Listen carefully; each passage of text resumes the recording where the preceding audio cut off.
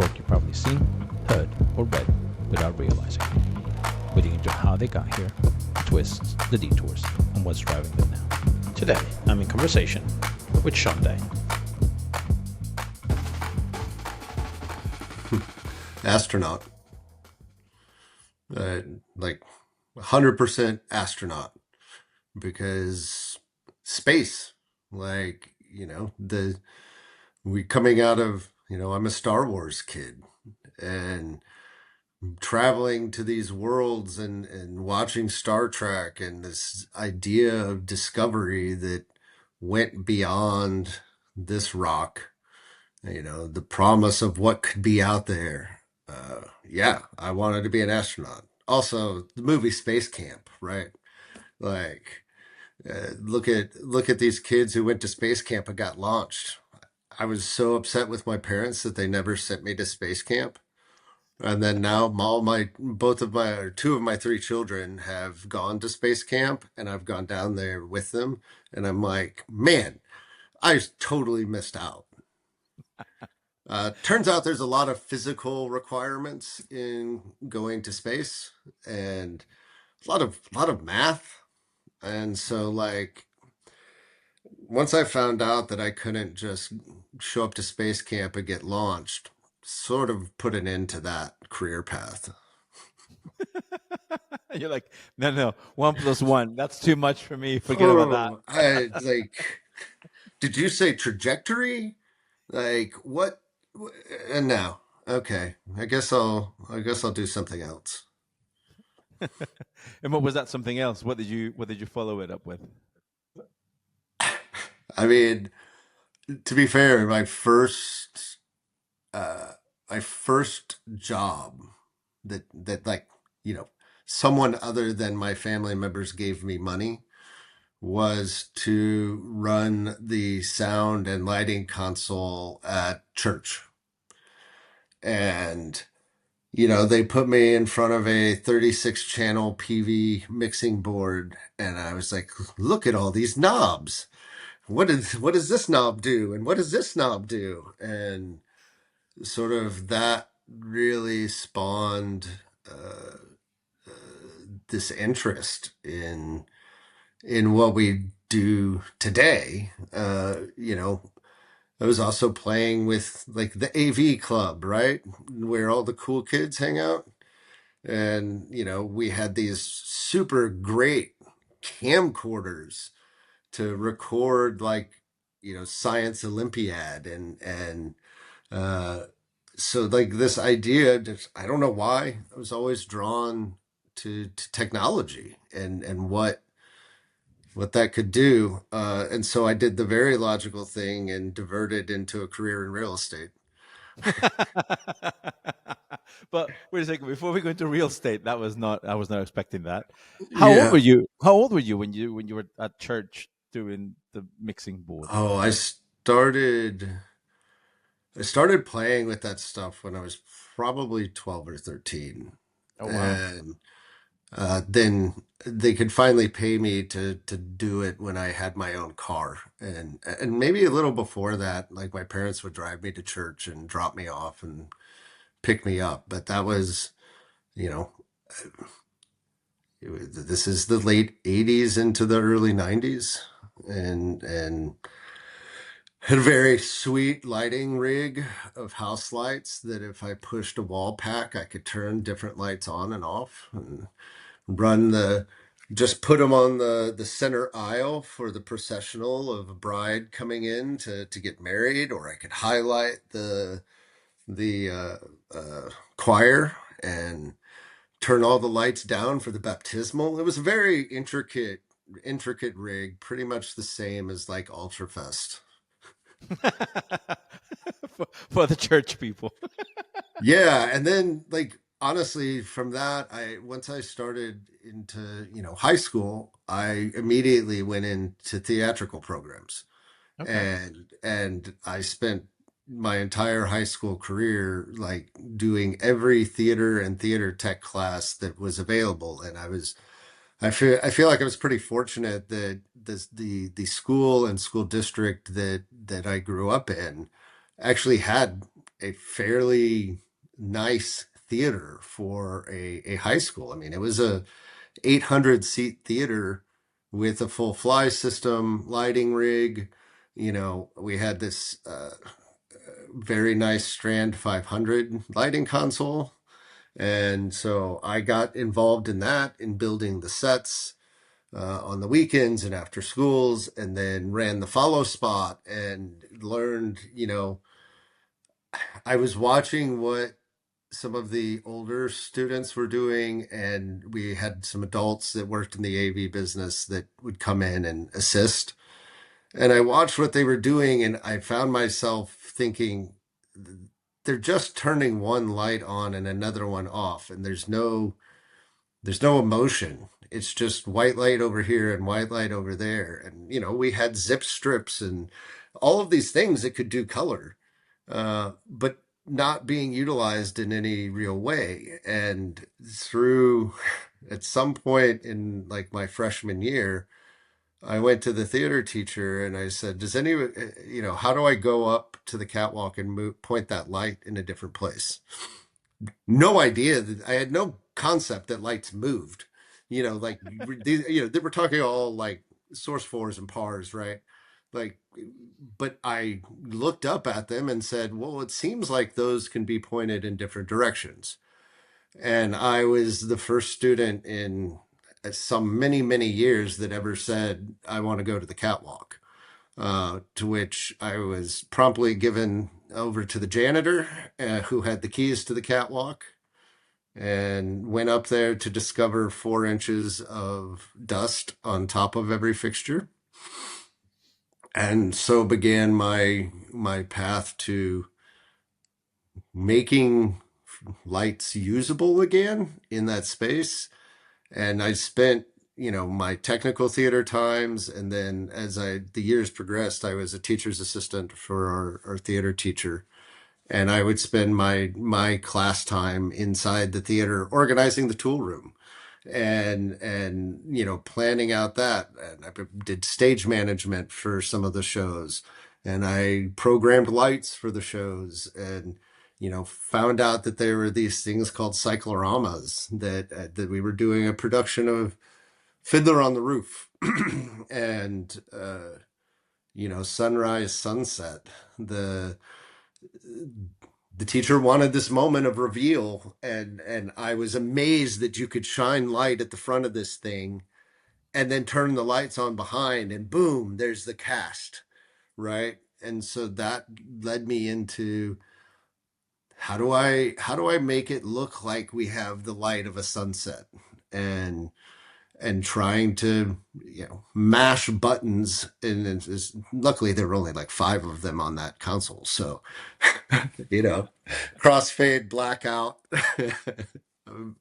master dimmer. But I looked at that CRT monitor, and sort of like that Beautiful Mind situation, like the numbers associated with fixture numbers started to make sense, that I could create an arc of color by changing those decimal points.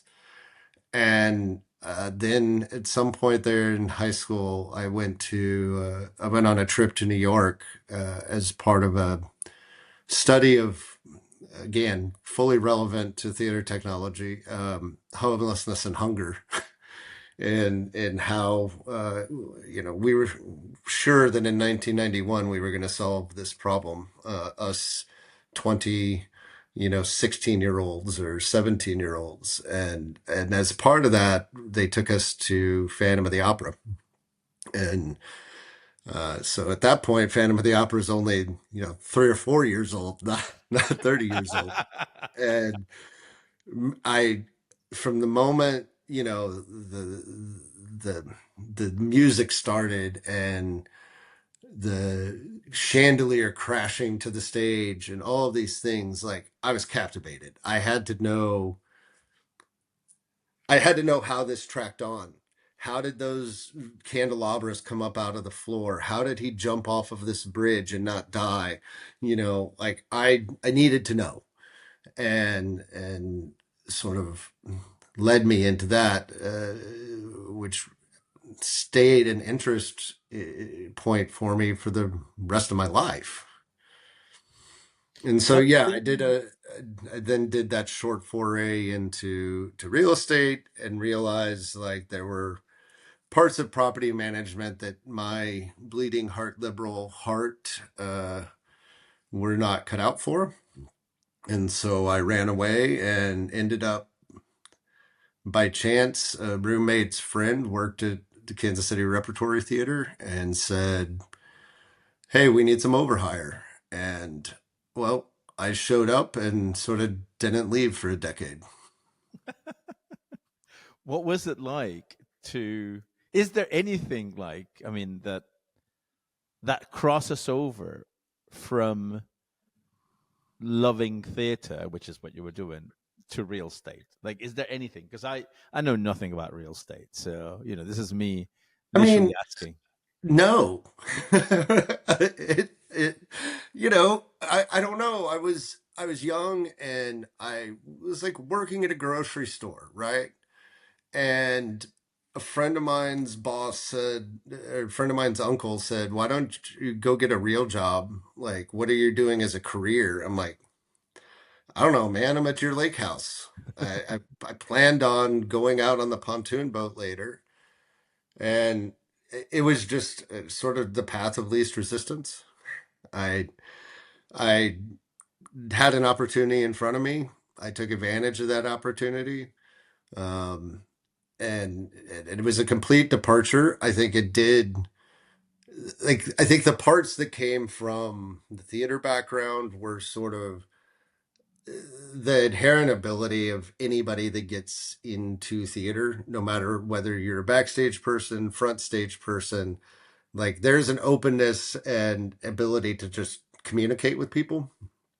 And from that regard, the real estate business was similar. Like, what is the end goal? And having clear communication. And I sort of took that, like, if you want to go buy a house, it's my job to figure out what kind of house you want, what features you want in it, and then sort through a bunch of data to find the things that are going to be attractive to you and match you. And that is not dissimilar to the creation of what happens on stage and working with designers, right? What is the end goal that we're looking at? For me, getting into the props world, it was, all right, what time period are we in? So it's 1963. Was this an affluent family or not affluent family? Because if they're affluent, maybe they have furniture from 62, 63. If they're not affluent, we're looking for furniture from 57, 56. So how do we tell the story, but being able to communicate in a way as a collaborative effort to achieve a vision? That part, yeah, that's sort of similar. That's pretty much where it ends. Is there any skills that you took over from being in real estate into theater? Uh, I mean, I'd say there were some parts of budgeting, like in doing property management, that I learned about how, what is required to plan out and be able to properly budget for things. And like those skills, I think, are fairly universal, right? It's learning how to use a spreadsheet. And so that part transferred. But honestly, once I like that, it was sort of two different lives. And I went from this go to an office every day, try to make these connections, do this, um, manage business entities, to, all right, you want me to build X. And for quite some time, I would spend the evenings on YouTube or immersed in books on building construction, and it's sort of teaching myself how to achieve the things I needed to achieve and building that skill set that was needed for the theater world, um, as I did it. And I feel very lucky that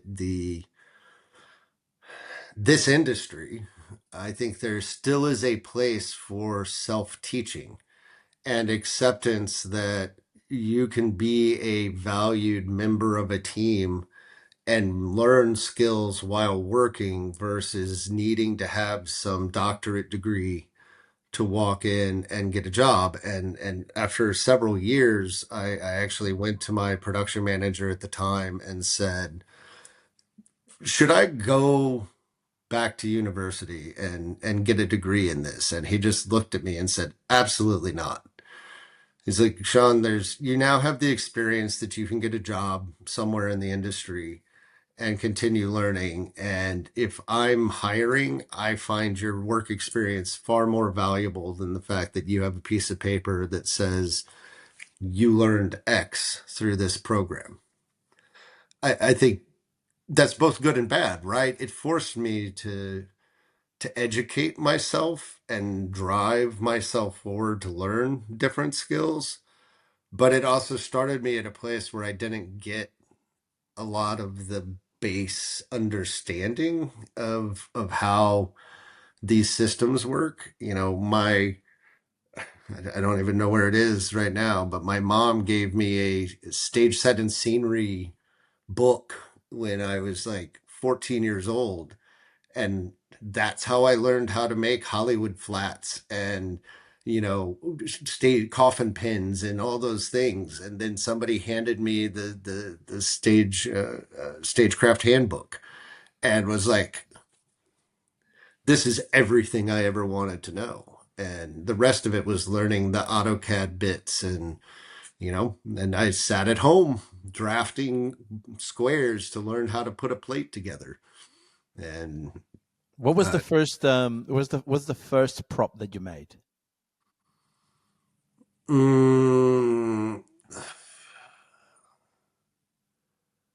I think from scratch that I constructed because in props there's so much that is sourcing items and we had a very very nice inventory of goods to dress sets with. But the first thing I think I actually made was like a cigar humidor. And I was very lucky that I had two grandfathers who were both into carpentry. And so I had grown up, using table saws and drills and all the things was not a foreign concept to me.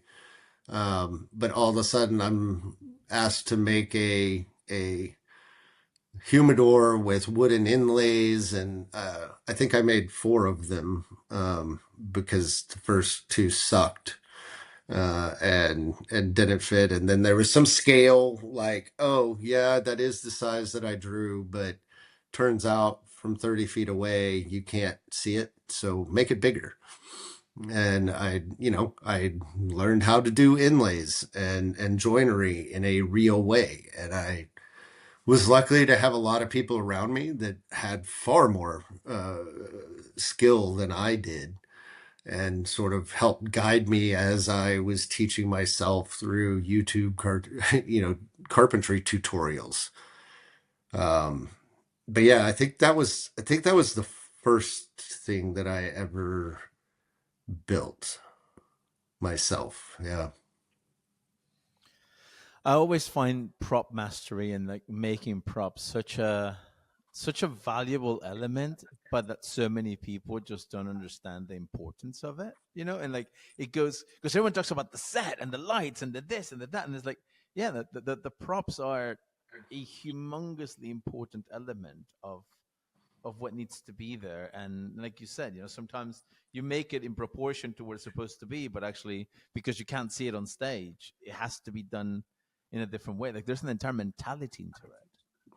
Yeah, and I was lucky enough to be included in a association that used to be called SPAM, the Society of Prop Artists and Managers. Uh, Very smartly named before email really took over and spam became associated with all the email you don't want. Let's just say it created some challenges in email distribution after that point.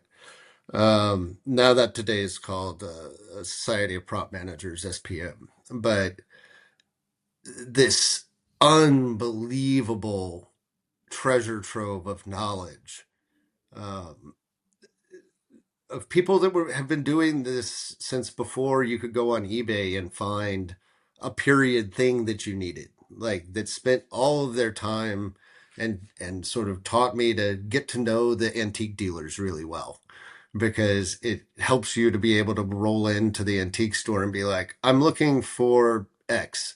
And they'll go, oh yeah, Jim in booth 47, like probably has a one of those.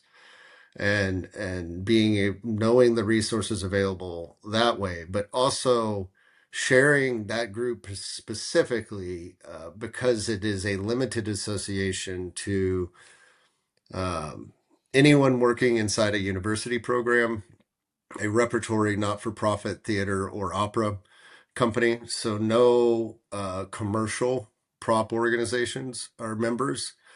And because this isn't driven by competitive, I'm trying to win the job to be the prop master on this gig or whatsoever, there's a real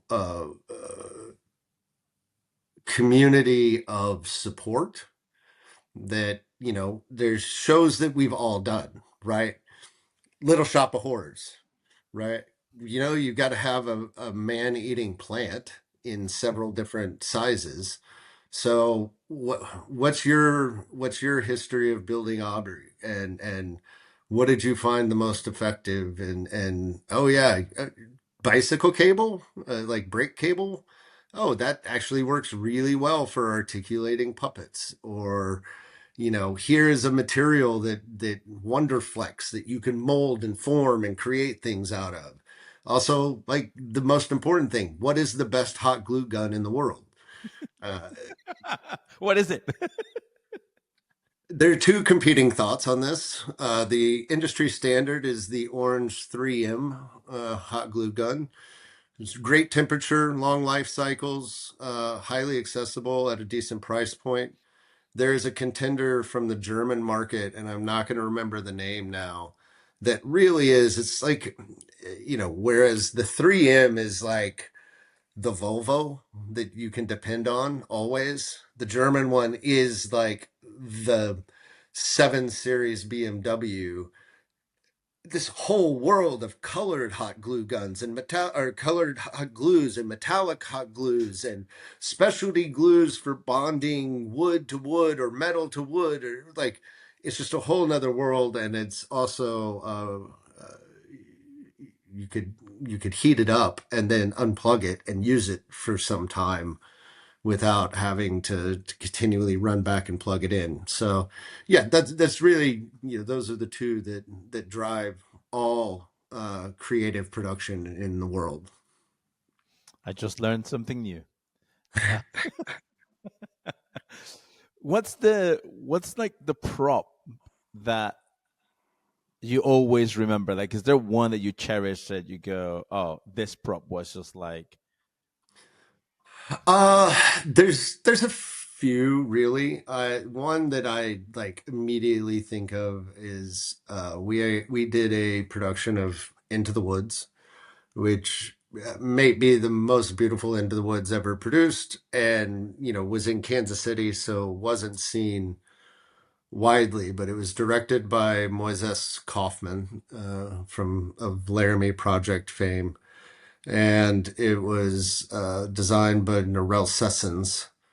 And it was just the concept was beautiful, but the whole, like, from an overarching concept, all of the action things in the show, the Milky Whites and all the everything that was on was based off this idea that these were sort of Victorian era toys that had come to life as part of this storytelling. And the prince is to ride, a horse. And so I bought a wooden carousel horse, um, full size wooden carousel horse, and then cut it in half and turned it into a Victorian looking tricycle.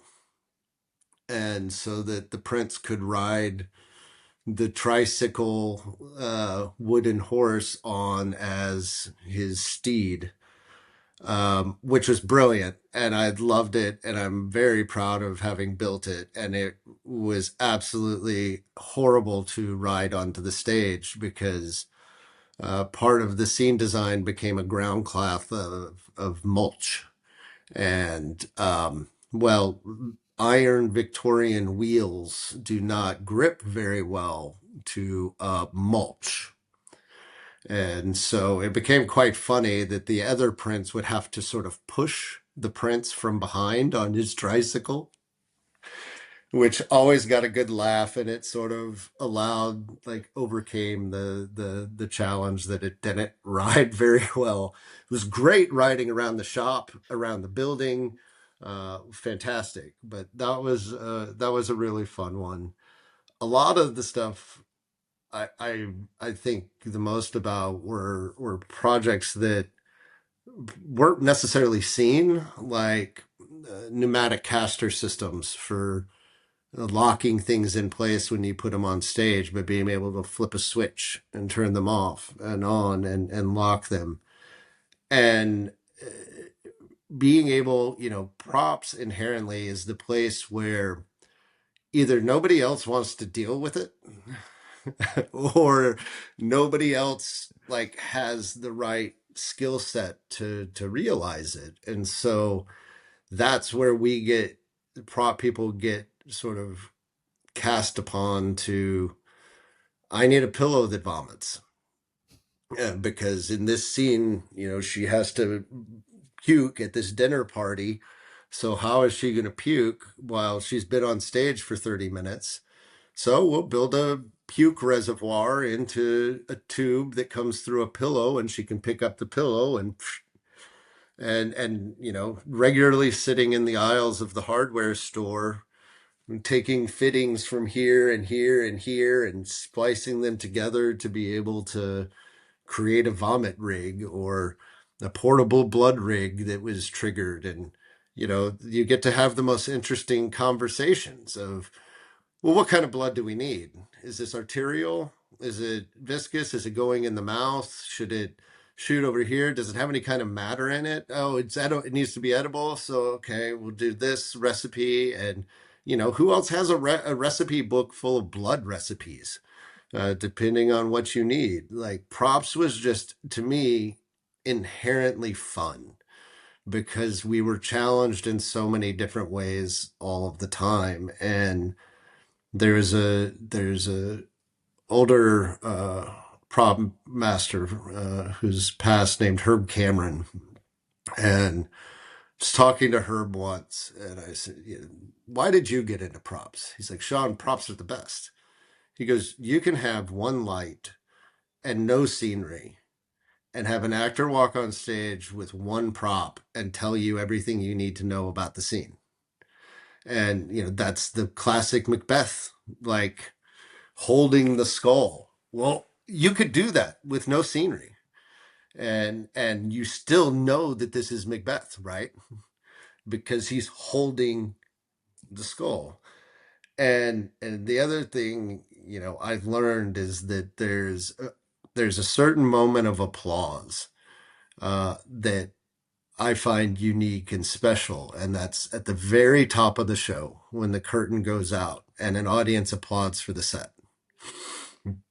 Because that is the one moment of the show that the applause is for the crew that put a show together. And the recognition of how a set is dressed or the scenic design, that just one moment before an actor ever takes the stage.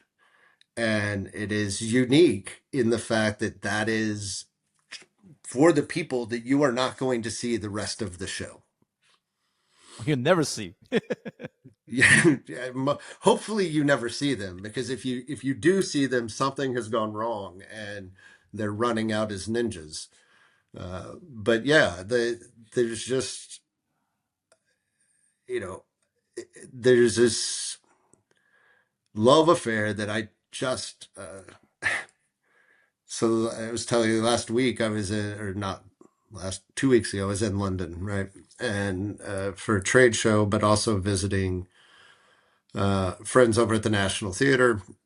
And I have a new colleague that I was sort of giving an introduction to this crazy world that is theater, and watching her eyes get exposed to walking through the backstage of all three theaters inside the National, and understanding the army of people that are involved in creating the show. And then in the evening, we went to the first preview of Ballet Shoes, which is their new show.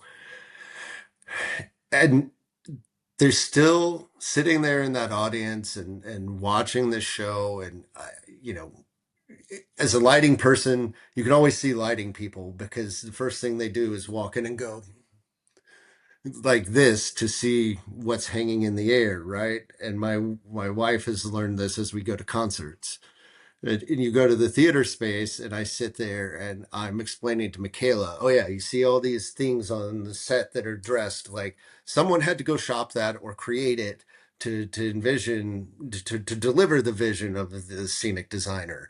And then we add in Polly Constable's lighting and the sound design that went along with it and the choreography and all these other pieces. But these parts that are coming on stage, the background on which this story is going to be told, like that all had to be created in a way to fulfill a narrative. And there is no place really that I have experienced in my life that has the power of live theater to transport you in both the communal experience of the audience and the communal experience of the crew that puts a show together.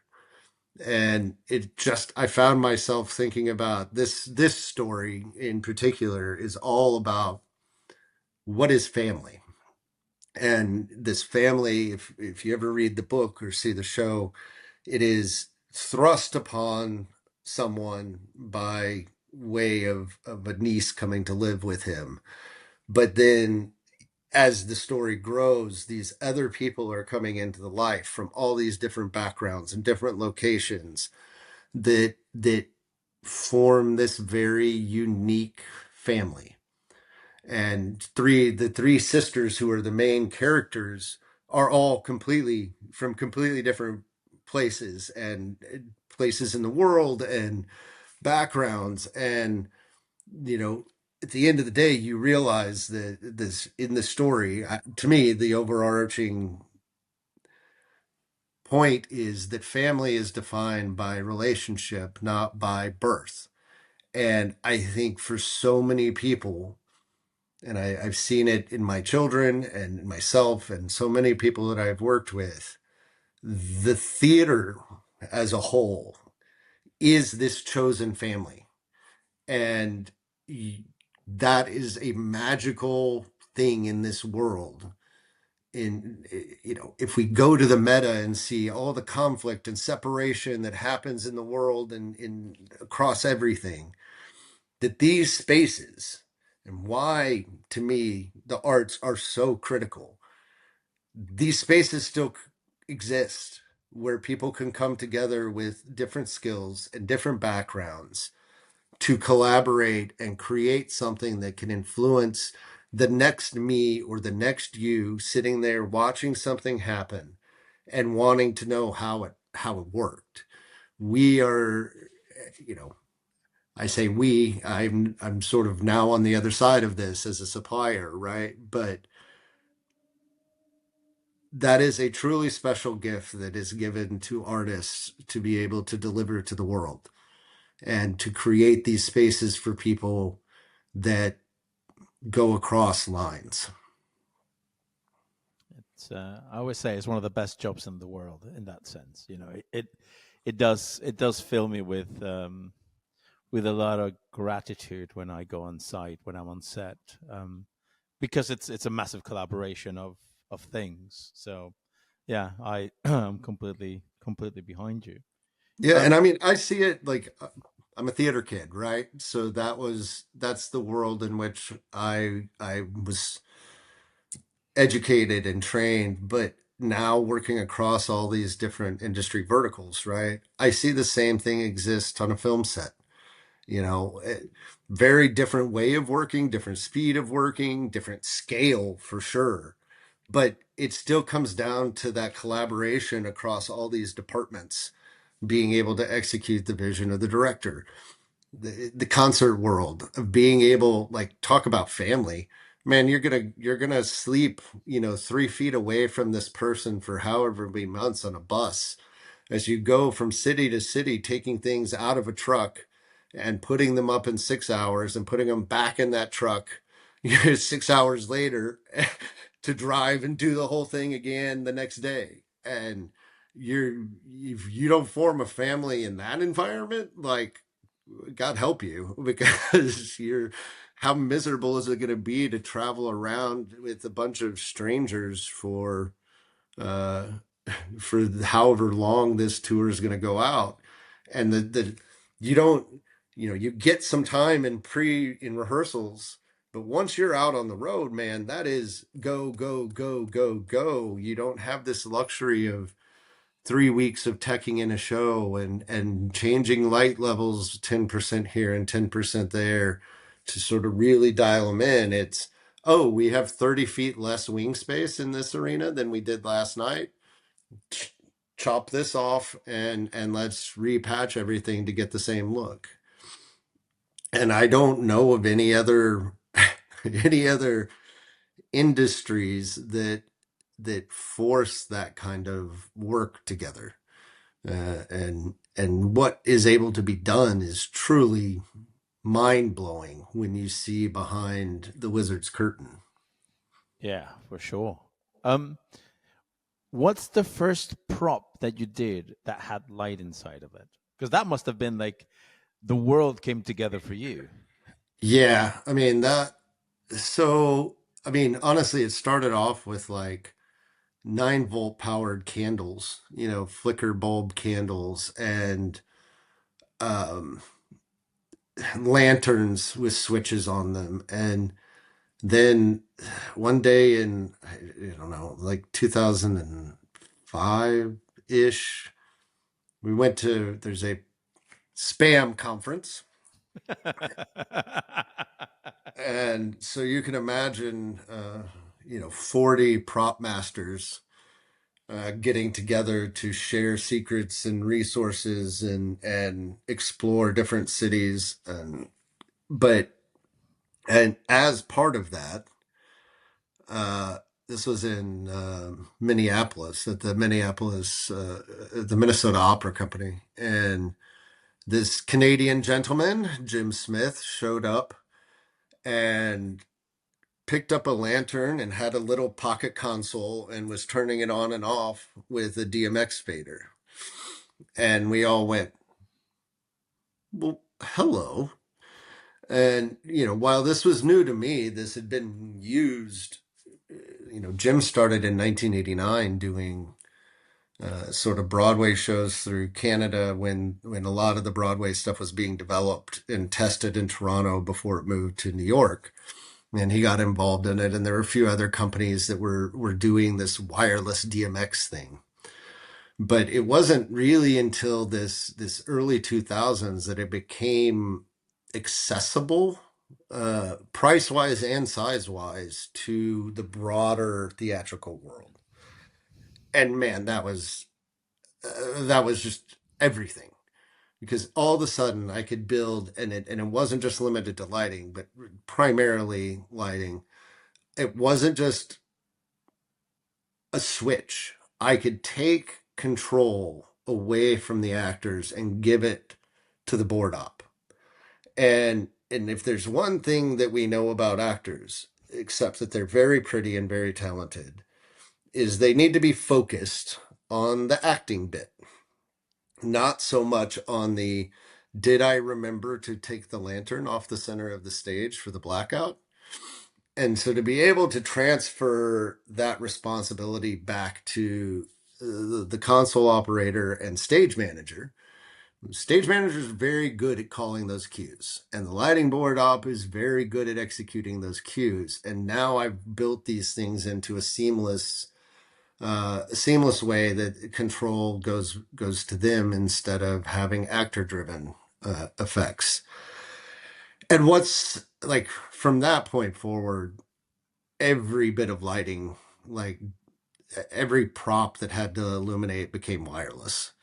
And it just streamlines things so well. And at the same time, I was watching in the evolution of set design and the way stories were being told that there's this challenge in theater now that to keep a newer, younger audience, the shows have to move differently. There's no time for blackouts where things come on stage and get plugged into floor pockets and then lights come up and you're in a new scene. Everything it had to be an all vista change. Things come on right, they go off left.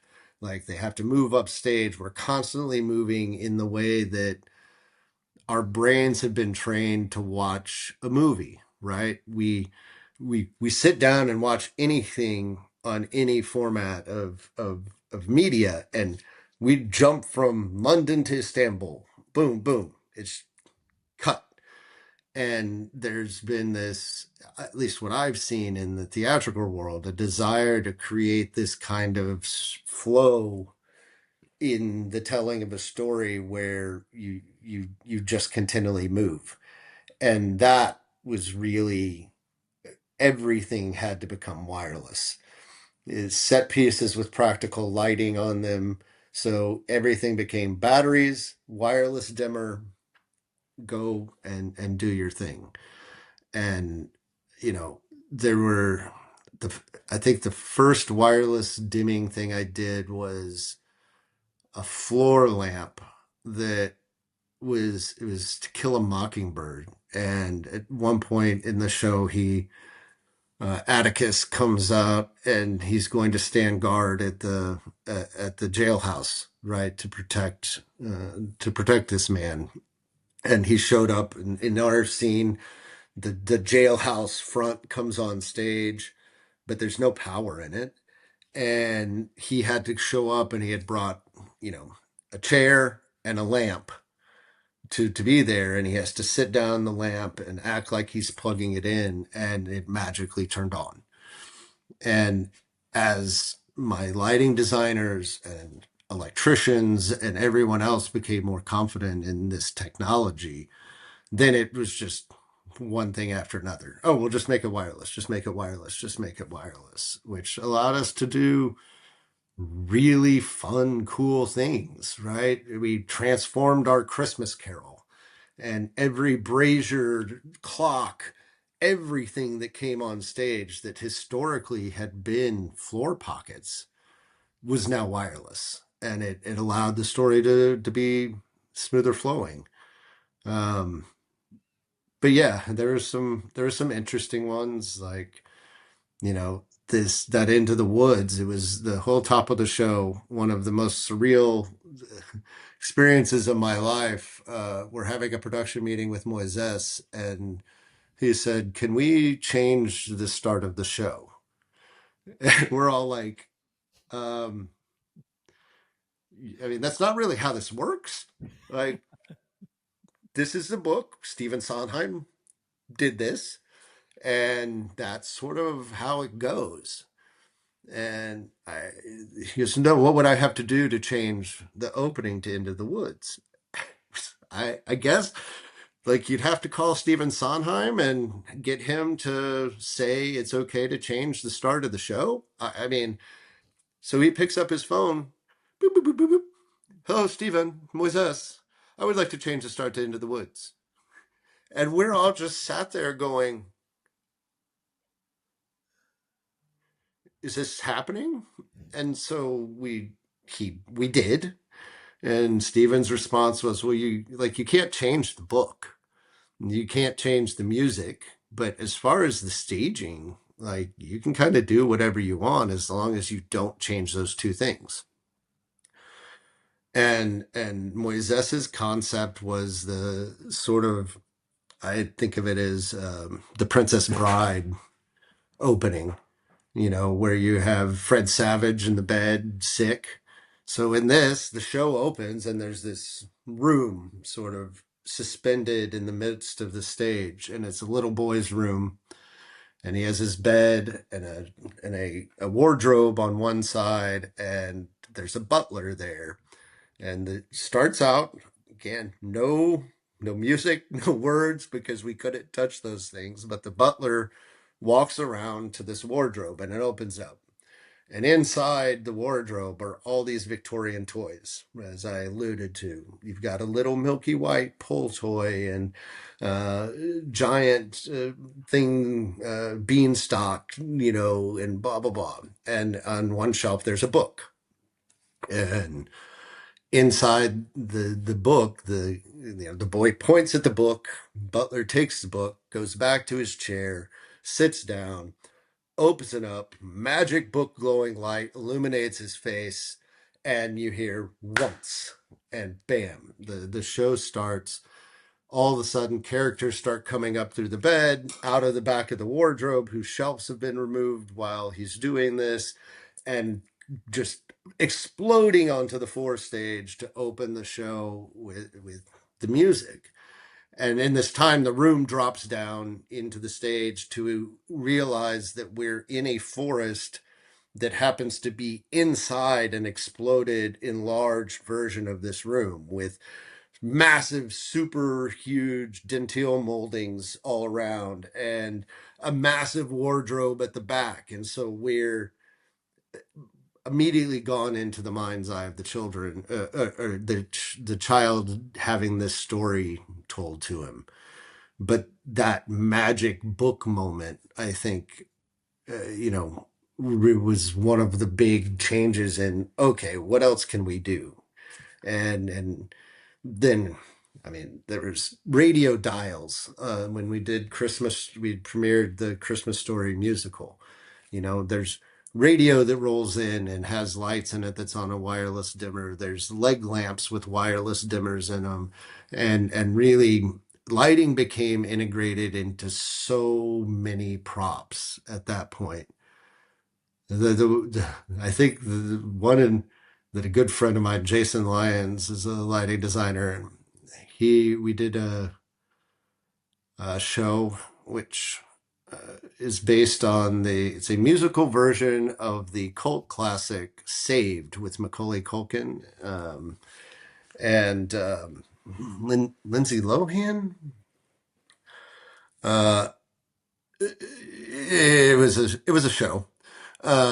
But at one point, like the woman who's the teenage girl finds out she's pregnant, and Jason's like, "Can you make me a light up pregnancy test that like flies in and changes colors from pink to blue, pink to blue, pink to blue, and then will eventually lock blue and pink, whichever one says you're pregnant?" You'd think I know this with 3 kids, but I don't remember. But so I built a pregnancy test with a wireless dimmer in it that was about this big, and it flew in with a ultra bright LED in it, changing back and forth to start this story. And Jason's like, "I didn't think there was any way you were going to give me a wireless DMX controlled pregnancy test, but here it is." So yeah, there's a lot of, now I think if you watch any sort of Broadway level, West End level production, I think I counted 37 wireless lighting pieces inside the ballet shoes. It's everywhere. You almost can't do a show anymore without wireless DMX controlled practicals in some fashion. Yeah, I can attest to that. How did you so how did the relationship with Jim then turn into a job relationship or a work relationship? Yeah, there was USITT was in Kansas City in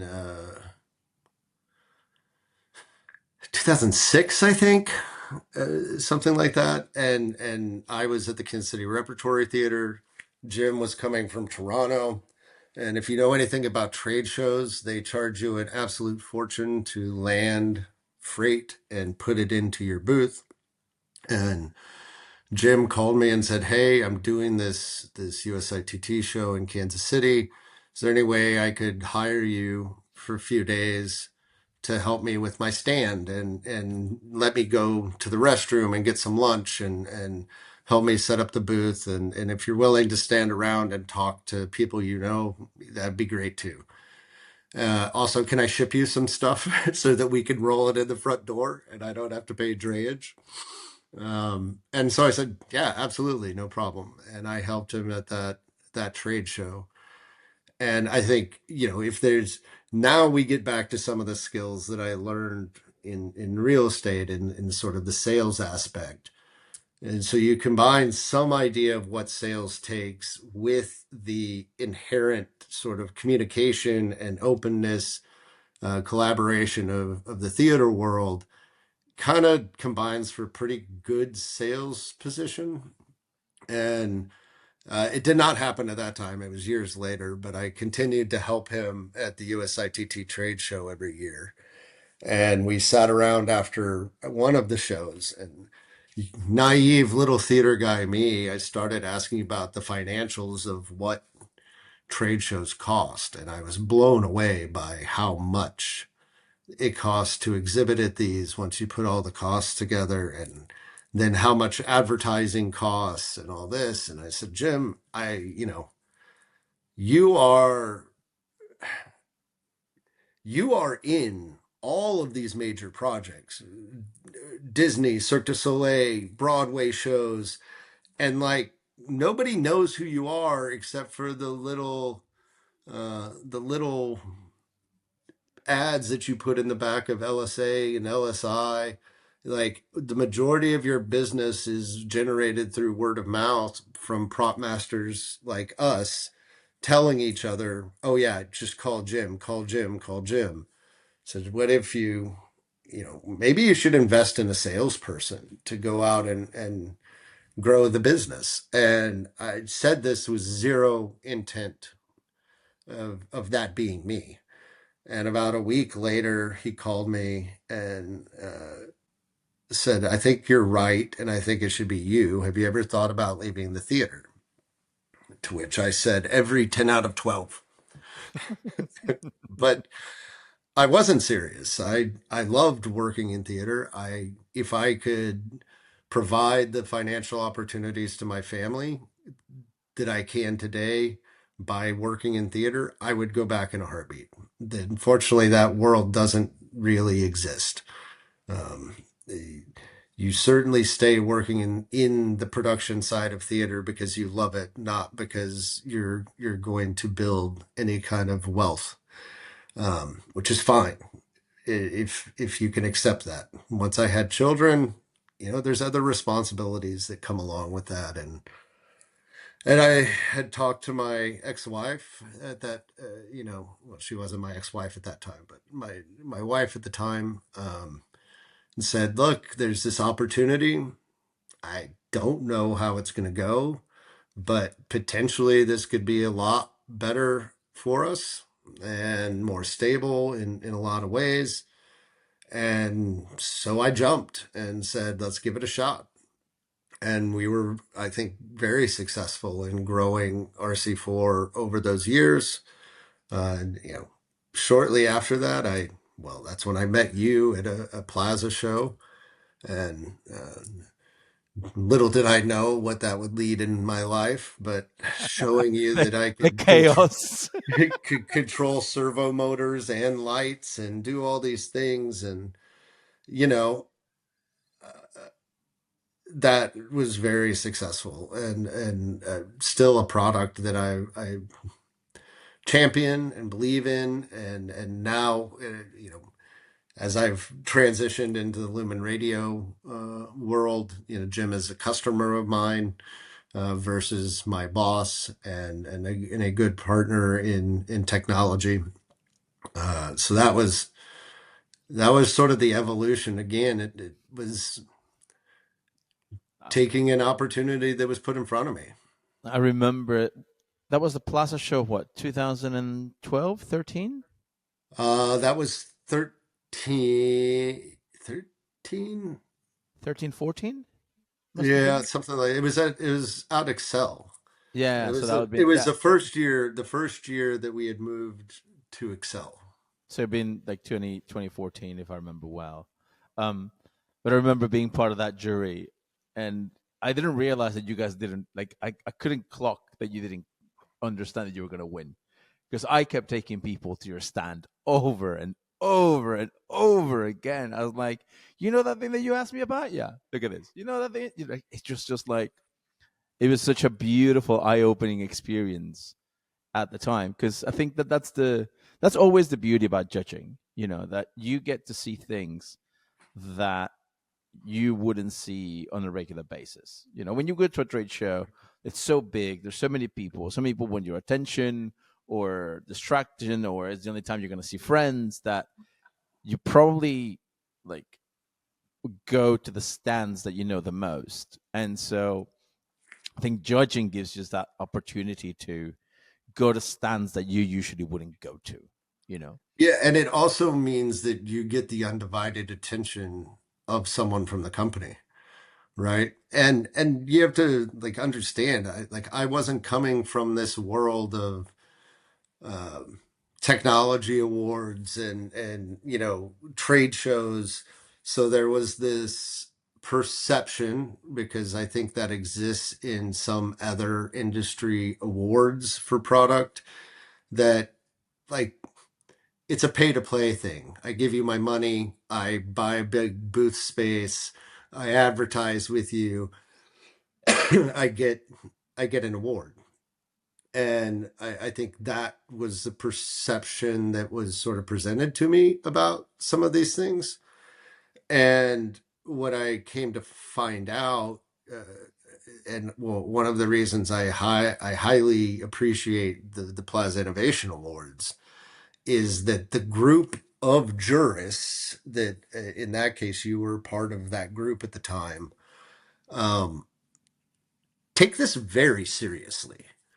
And that it isn't just because you're a big name that does a front page or back page ad in the magazine every month, and that you sponsored this and that uh, thing for the trade show, that you actually took the time to look and say, well, is this innovative?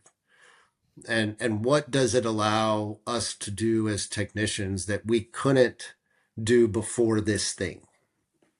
And so, yeah, I had no expectation that we would win an award for this, because I didn't think that's how the game was played. And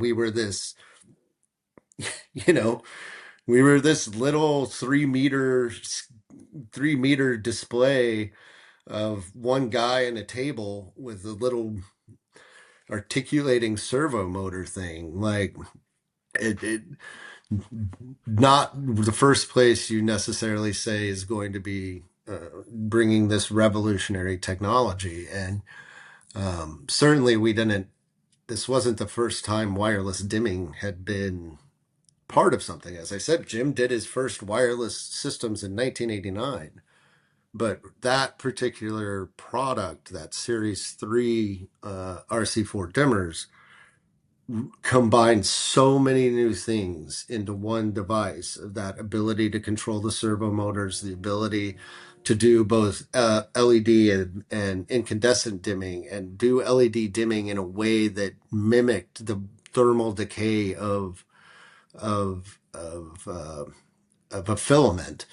And this is all Jim, right? I was just the guy there showing it out and sort of giving some feedback to him on my user experience. But the fact that he wanted to sit down and design a dimming curve that would burn out an LED in a way of a filament, like, you saw major manufacturers trying to do this, that had problems with that low end dimming, and Jim just sat down and mathed the shit out of it and said, oh, this is what we do, and created these beautiful, beautiful dimming curves for any kind of LED that you put on it. And I know the things that you saw was the versatility that ended up leading to the unique project in having lighting and servo control in one device.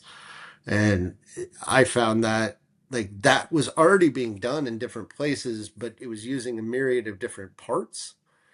And that product that year really was the combination of all of these other things and ideas into one tool that, as a, especially in my world in repertory theater, where, our entire budget for the season and producing 8 shows was $6 million, right? Like that in comparison, like that doesn't even build your set for a West End show, right?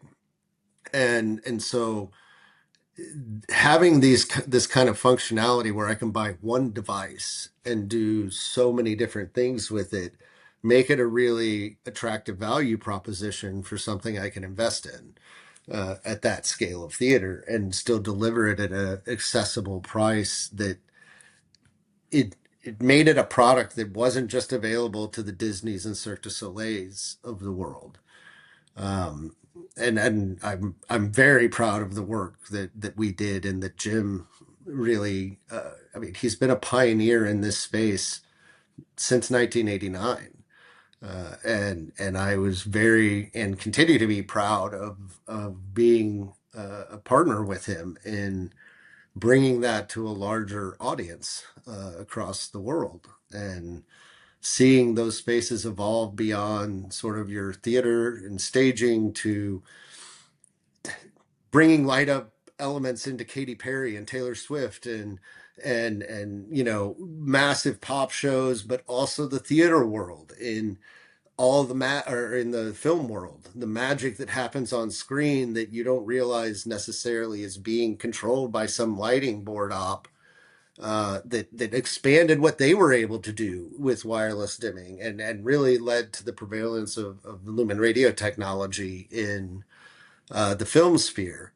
It opened up doors to those professionals that were never really available. And so yeah, that was a really exciting time period in there and led to even further development by Jim in the ways that, then we came back with the addressable pixel stuff because we saw that that's where everything was going. It wasn't just about one line of LED tape. Now everything has to be pixelized. And so what's the creative, cost effective, and small form factor way to control those items wirelessly? And Jim's brilliant and figured out ways to do these in an innovative way that didn't just say, oh, well, we'll just stick a radio inside an SPI driver. Well, what happens when it uses, there's 14 different languages of addressable pixels. So how do we deal with that? How do you do a chase across a 5 meter addressable LED strip when you only have a universe of data? How do we compact that down and make it more functional? And we did some really, really cool stuff, and Jim continues to do really cool things that allow puppets to be moved and eyes to articulate while having lighting functionality. And that led me into that experience is how I ended up with LumenRadio. As for better or worse, there's only a handful of us that are sort of wireless DMX experts in the world, and that's the the niche that I find myself in anymore. It's a very, very, very, very small niche. I mean, that's as someone who's worked on that space for a while, it's. I remember when we did something with LumenRadio in 2014 in the Bermuda Triangle, and Yeah. trying to explain to people that I'm gonna send wireless data across was basically the place where everything gets sucked. It was it's always a fun moment in my life to place that many boxes. It's Yeah, I mean and it's a very niche thing, but if you actually see behind the curtains and know everywhere that is being used, it is. I laugh a lot at the forums out there, and somebody mentions wireless DMX, and you immediately get these people like, wireless DMX isn't used. It's nobody uses that. You can't depend on it. You can't do this, and it's like you don't understand that pretty much everything you watch, in any form factor, has wireless DMX technology involved in it. Like you can't watch a movie without wireless DMX being a part of that production. It just doesn't exist anymore. And you can't go to most concerts have some sort of wireless, functionality to them. When you see, you know, Taylor Swift toured for 2.5 years with wireless DMX running throughout that show for scenery that came on and off. Like, do you think that you think that if it wasn't dependable, we would be hopping around the world with the largest tour that's ever been assembled? you know, uh, it's kind of funny that there's still this perception, and in this wireless niche, like the biggest thing we fight is the fact that you turn up to a football match and your phone doesn't work because the cell towers are overloaded, and people associate that with wireless being shit. And you're right. In that environment, your cell phone is kind of shit. But you know what was happening at the same time? Like the same time, some architectural lighting next door was being controlled wirelessly, or the halftime show is being controlled wirelessly through different elements. You just don't see that because it's not what you do. yeah, it's. I think that there's a massive misunderstanding completely on it, but I think there's also this element of magic that comes from being able to understand. Like people like you see the 2.4 and the 600 in a way that I don't see it that way. But you understand so many things. I remember when you first told me like using a lower frequency, for the Super Bowl, and I was like, "What do you mean?" You know? Yeah, I mean, they're at the end of the day, for someone who gave up being an astronaut because of all the math, like, turns out a lot of math. Luckily, I have very smart people behind me that know how to do that math. But like in this regard, we literally aren't talking about rocket science. It is science. Radio waves propagate at a certain distance and a certain trough and peak, and it's the same way throughout the entire RF world that exists around us. And it's kind of like, in some ways, it's like that moment when Neo in the Matrix starts seeing the code, right? And when you get immersed in the RF world, and I'm sure it's the same for, RF engineers on the audio side, whatever it may be, like the world starts looking like waves, and you start seeing what the places are that are going to attenuate the signal and reflect the signal, and how I can overcome getting signal from here to there. But at the end of the day, it's still a wave that has this distance between peak and trough, and there are advantages and disadvantages to different parts of that spectrum that, you know in that circumstance, we used Jim had pioneered early on 900 megahertz communication, which in the early 90s was fantastic in Toronto. Uh, had some challenges when that went to New York, and you realize that all the Motorola radios inside all the cabs in New York used a 900 megahertz radio, and so you could kind of go like this on a cab radio and turn lights on and off. um, Created a challenge. In today's world, those frequencies, because we stick to what are referred to as the ISM band, industrial, scientific, and medical bands, which are free license, so that you can use them without having to get licensing from the FCC. 900 megahertz has this sweet spot of really long range, because it's the lower you go, the broader the wave becomes. And so you can get massive distances out of 900 megahertz. And specifically, like that Super Bowl, the reason it's 900 megahertz is because 2.4 is reserved for game day operations. Although I'm told it's possible that some LumenRadio boxes were snuck into the halftime show, but we won't go too deep into that. But 900 megahertz was allowed for us to do entertainment lighting, specifically exterior lighting for stadiums, as event staff would come in and change the washes.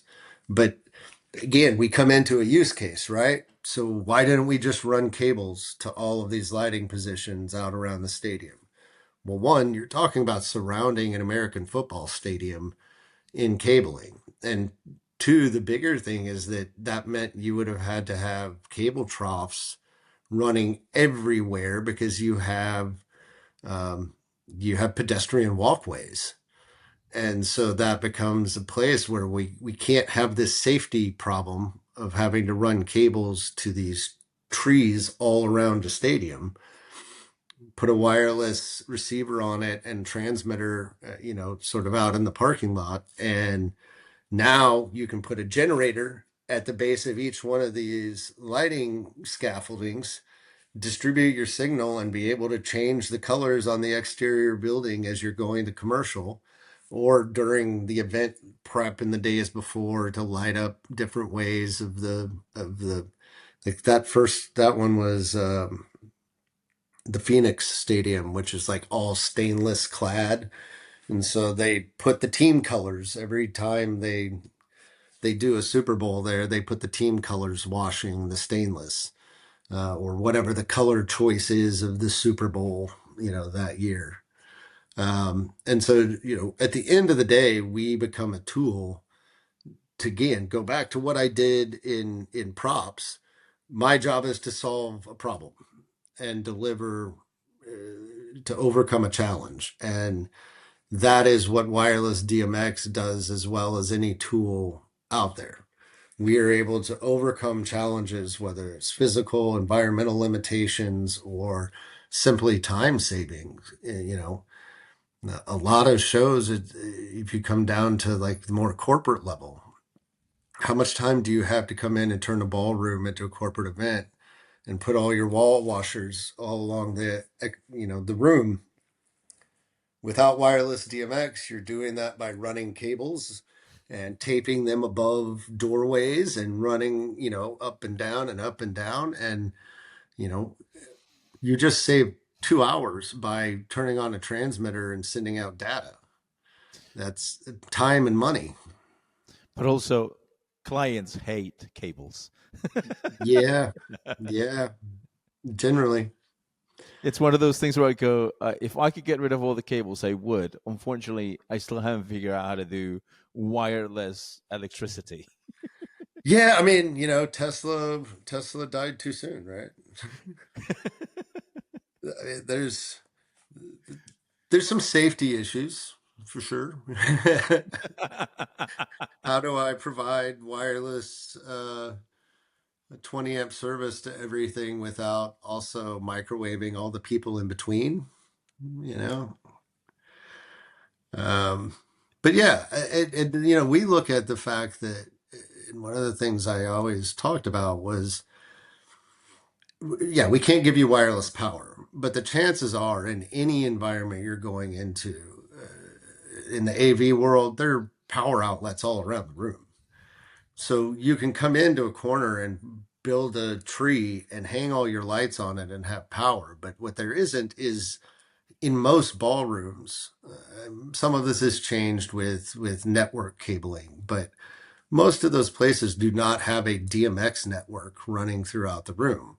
So we can be the data backbone to the places that you already have power. And now we see that widely in like retrofit, all of these buildings that have historically been lit in white light. Now everybody wants dynamic lighting control, right? And in a new build, that's fine. You just pull another cable alongside all the cables you're running through the building. But in especially like a historic venue, there are, as I've learned, some old buildings in Europe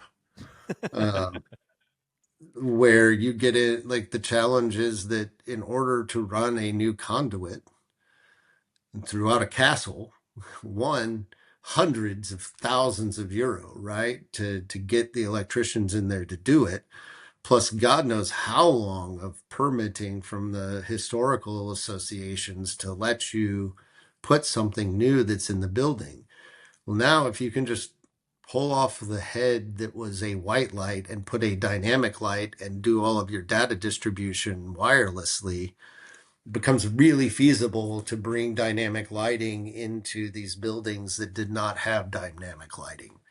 And so again, it's a use case. What is the problem we're actually trying to solve? And I probably shouldn't say this as I get paid to evangelize wireless DMX, but I'm never going to be the guy that says, get rid of all your cable.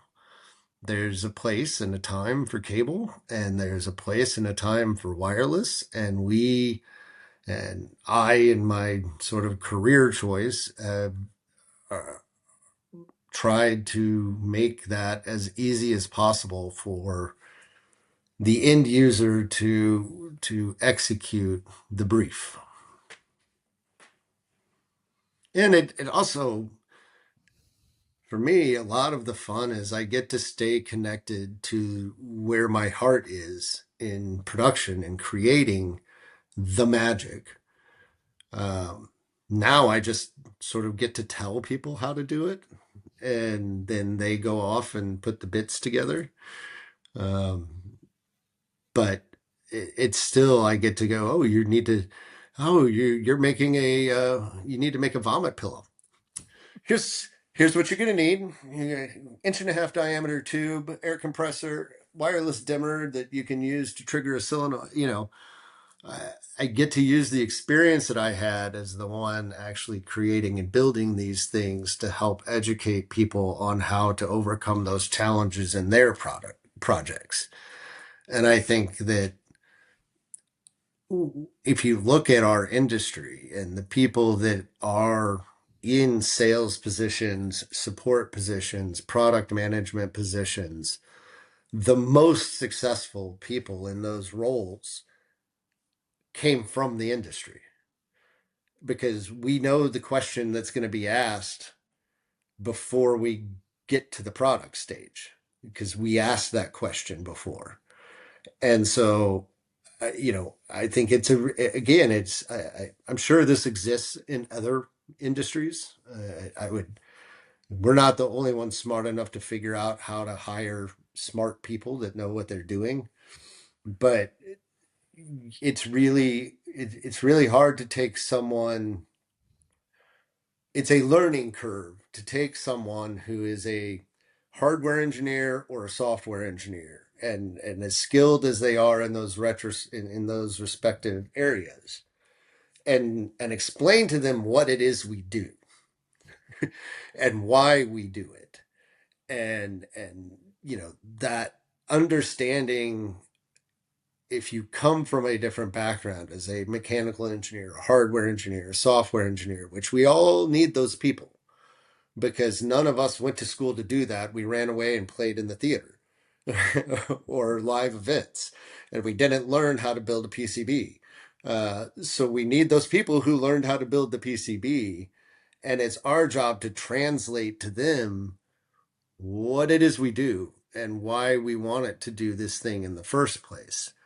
And I think that is that is a critical role that we play, and especially as I have this role as in LumenRadio now of being our sort of lead on the product roadmap and designing what our offer is going to be to the industry. I start from that same guy who sat in a conference and watched a lamp get turned on, understanding what that was going to allow me to do on the stage that I couldn't do before. Now, as I sit and think about what the next thing is that we're doing, I take that same experience and then everything that I've learned from people who are way more talented than I am and spend way more time out in the road and putting shows in and taking shows out. Uh, I think we all in product management and hopefully as good salespeople take those experiences back to our respective companies to help drive what it is that we're doing in educating the hardware engineer, the software engineer that says we need to do this. And I think I feel personally really blessed that I got to come into this industry in a way that I was forced to learn. And that now I get to take that beyond to help deliver product to an industry that still needs to solve those challenges, and it continually comes up with new ones. And I think it's a really fun and unique place to be in the world, right? And takeaway, it makes for some pretty good stories when you're sitting, around friends and you look up and be like, oh yeah, that thing that turned on, yeah, that's what we do. They still have no idea what we do. Trying to explain this job to anyone that doesn't come from the industry, you can just see their eyes kind of glaze over like, yeah, okay. So you're getting on a plane to go do what? Oh, well, I'm getting on a plane to go, sell this thing or support customers at whatever project that is. But what you really care about is, you saw Katy Perry's dress light up? We did that. You went and saw Taylor Swift and her dress went doo-doo-doo-doo-doo. Yeah, we did that. You saw pink flying around the room and hanging on a chandelier. We told that chandelier to turn on. And that part's really cool. And to see, as you have, like, some of the work we do and are part of ends up being seen by hundreds of millions of people in different form factors and whatever, like that. Knowing you and your drive to deliver experience to people, to make them emotionally motivated in a certain way, right? That is a gift that we get to give to people. And I feel lucky that I get to play this unique role in delivering those visions to people who don't care, and they shouldn't. They don't want to know what kind of network switches you're using. They don't know that there is a infinite battle between hog users and MA users. They don't know that, this lighting manufacturer spent so much effort to get these lights spec'd on this tour, or that they created, if you take away your big glowing ball, right? That the amount of research that went in to create a puck that does what it does, nobody cares about that little puck. What they care about is that the damn thing smiles at the golfers as they're teeing off. And more importantly, that the MSG group can charge Ferrari £1 million to put their logo on the side of it. They could care less how this came to be, but you don't get to charge the £1 million to Ferrari unless you guys do the part where you make sure this thing is going to do what you need it to do. And I think it's a really fascinating and exciting and truly special place to be, that we get to play in these worlds.